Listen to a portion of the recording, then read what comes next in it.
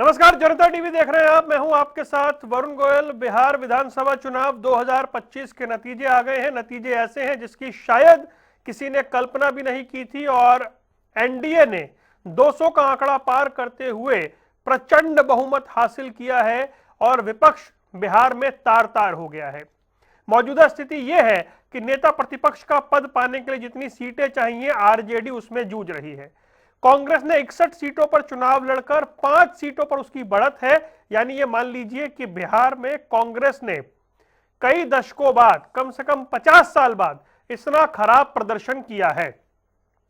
NDA की प्रचंड जीत एक और राज्य में, हरियाणा, दिल्ली, महाराष्ट्र के बाद बिहार भी फतेह कर लिया है और विपक्ष के लिए यह बिल्कुल सोचने का समय है कि वो कहीं ना कहीं रणनीतिक रूप से बुरी तरह चूक रहे हैं, मात खा रहे हैं। और इस पर बात करने के लिए हमारे साथ कई खास मेहमान जुड़ रहे हैं। राजवीर रोहल्ला भारतीय जनता पार्टी का पक्ष रखेंगे। हमारे साथ योगेश सिहाग जी जुड़ गए हैं कांग्रेस से। एनएलडी से रजत पंजेटा हमारे साथ जुड़ेंगे। आप सभी का बहुत बहुत स्वागत है। सबसे पहले योगेश जी, लगभग 45-50 साल में कांग्रेस का सबसे खराब प्रदर्शन है। तकनीकी रूप से कहीं तो आप लोग ऐसी मार खा रहे हैं जो समझ नहीं आ रही है। लोकसभा चुनाव में अच्छा प्रदर्शन करने के बाद फिर हरियाणा, दिल्ली, महाराष्ट्र और अब बिहार, और हार भी ऐसी है जो एकदम एक तरफा, वन साइडेड। हो क्या गया भाई? देखिए वरुण जी, सबसे पहले आपके माध्यम से जनता टीवी के सभी दर्शकों को और प्रवक्ता पैनलिस्ट साथियों को नमस्कार, राम राम।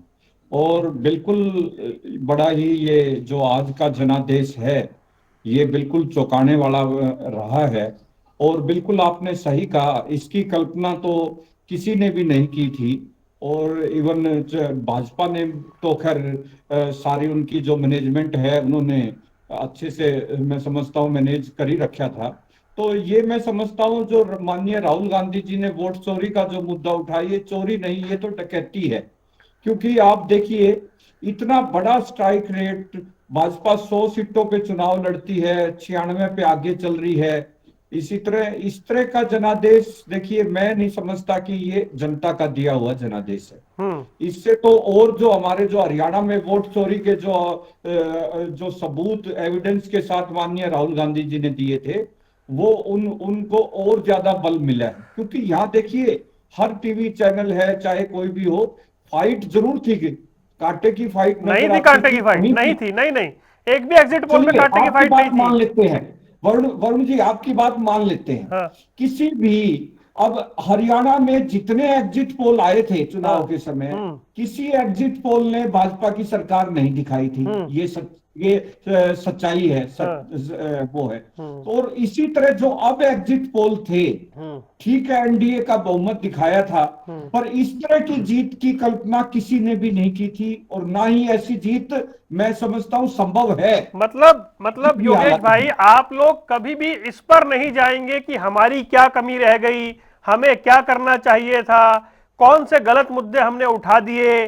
कहीं ऑपरेशन सिंदूर पर सरकार पे गलत सवाल तो नहीं उठाए, नरेंद्र सरेंडर जैसी शब्दावली इस्तेमाल हमने करनी। एक हमने मिनट एक सवाल मिनट उठाए एक वरुण मिनट जी। सर सर सर सर, एक मिनट।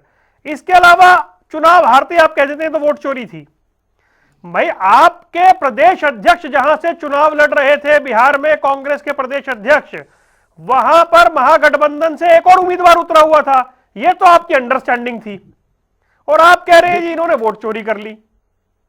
देखिए, थोड़ा बहुत गठबंधन में कहीं ना कहीं ठीक है, मिस कम्युनिकेशन था। परंतु आप देखिए कि जो हमने मुद्दे उठाए, रोजगार का, युवाओं का, चाहे आप जो बिहार से पलायन का, जो दूसरे दूसरे स्टेट में जाते, वो मुद्दे मैं नहीं समझता कि जनता के समझ में भाई नहीं आ सकते। भाई, आप हमारे मुद्दे ये बिल्कुल भी तो सही थे। समझिए ना योगेश भाई कि इन्होंने उन्होंने ठीक है बार बार 10-10 जंगल साल राज का। की याद दिलाई। उन्होंने जंगल राज की याद को ऐसा ताजा रखा, ऐसा ताजा रखा कि आज तक उसका इंपैक्ट है। देखिए, ऐसा बिल्कुल नहीं है। वो ताजा माननीय प्रधानमंत्री जी ने ये जरूर कहा, जो एक पद की गरिमा का भी ख्याल नहीं रखा, यहाँ कट्टे चलेंगे, कट्टे पे वो होगा। तो मतलब एक अमर्यादित भाषा रही। हर तरह से मैं कहता हूं कि एक चुनाव को हर स्टेट के चुनाव को इस तरह से लड़ना ये कोई शोभनीय चुनाव, एक लोकतंत्र, एक हेल्दी लोकतंत्र में इस तरह की ठीक है, कोई कल्पना नहीं कर ठीक सकता। है राजवीर रोहिल्ला। ऐसे हर स्टेट को मतलब इस तरीके से लड़ने का तरीका ठीक नहीं है आप लोगों का भाई। और ऐसे नतीजे, पहले वोट चोरी थी, अब वोट डकैती करी है आपने। वरुण जी नमस्ते, प्रवक्ता साथियों को मेरी राम राम। और मैं बधाई दूंगा बिहार की जनता को, बिहार के जो हमारा एनडीए गठबंधन है उसके नेताओं को, कार्यकर्ताओं को। और ये उनकी जीत है, मोदी जी का जो इकबाल है, हम्म। मोदी जी पे जो भरोसा है, हम्म। और नीतीश जी का जो खेत था हम्म। उसकी तय है।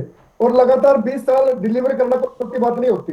हम्म। तो ये जो कांग्रेस के जो भाई भड़ास निकाल रहे हैं अपनी, तो इन्हें अपनी कमियां नहीं दिखती। हम्म। लास्ट टाइम तक इनका गठबंधन तय नहीं हुआ, हम्म। लास्ट टाइम तक इनके कैंडिडेट भागते रहे, सिंबल किसी को टाइम पे दिया नहीं। चलो ये तो चुनावी प्रक्रिया, लेकिन उससे पहले क्या किया इन लोगों ने?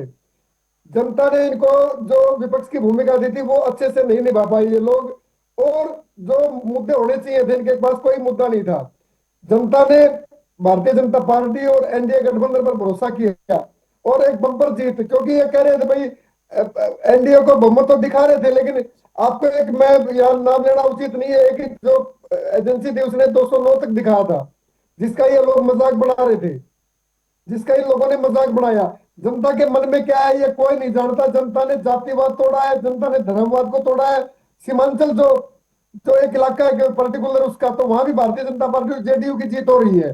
तो ये दिखाता है कि जब से भारतीय जनता पार्टी जहां जहां सरकार में है वहां कोई जाति बंधन नहीं है, कोई धर्म बंधन नहीं है, वहां सिर्फ विकास है। वहां जो भारतीय जनता पार्टी डिलीवर करती है ये उसका रिजल्ट है। ये जो एनडीए ने डिलीवर किया उसका रिजल्ट है ये। अब ये भाई कोई बहाना लगाए, लेकिन ये एक ऐतिहासिक जीत हुई है। और इस जीत से हमारे कार्यकर्ताओं का हौसला बढ़ा। और मोदी जी ने जो मंत्र दिया था, सबका साथ, सबका विकास, सबका विश्वास, हम उस पे लगातार काम कर रहे हैं, उसी पे लगातार जनता भरोसा कर रही है। हरियाणा से की जो जलेबी की मिठास है वो बिहार तक पहुंची है। तो ये दर्शाता है कि भाई सारा भारत एक है।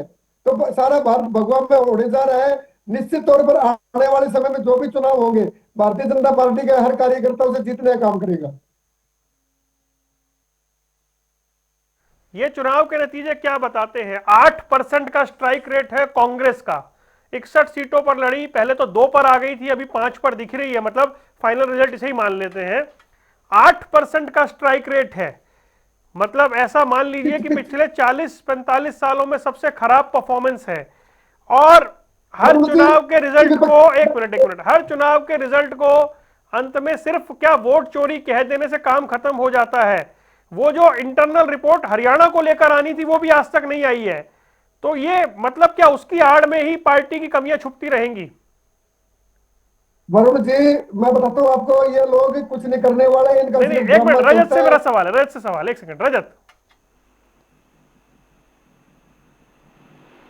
हाँ देखिए वरुण जी, 2-3 बातों की यहाँ चर्चा हुई है।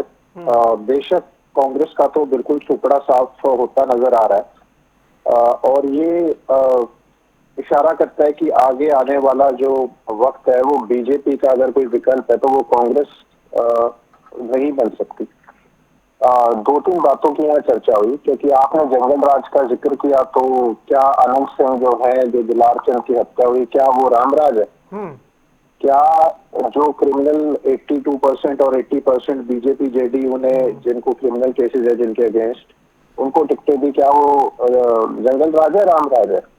और एक खबर आ रही है, मुझे तो उसकी अभी पुष्टि नहीं है, क्योंकि मैंने कहीं उनको तो सुना है, ज्ञानेश कुमार को, ज्ञानेशपुर जो इलेक्शन कमिश्नर है, वो बता रहे थे पहले कि 7 करोड़ 42 लाख वोटर्स है। और अभी किसी ने आंकड़ा, अभी मैं देख रहा था, अभी वो उसको मैंने अच्छी तरह उसका अध्ययन नहीं किया, कि 7 करोड़ 45 लाख वोट पोल हो गए। 110% वोटिंग तो कहीं हो नहीं सकती। नहीं, ये फिगर ठीक नहीं है। हाँ, ये फिगर ठीक नहीं है, मैंने ये कहा, मैं इसकी पुष्टि नहीं करता, मुझे भी अभी इसका अध्ययन करना है कि अभी इलेक्शन कमीशन की वेबसाइट से। लेकिन ये जो भाजपा ने 10,000 महिलाओं को इलेक्शन से ठीक पहले एक SIR की जो प्रक्रिया है वो ठीक ढंग से हुई क्या नहीं।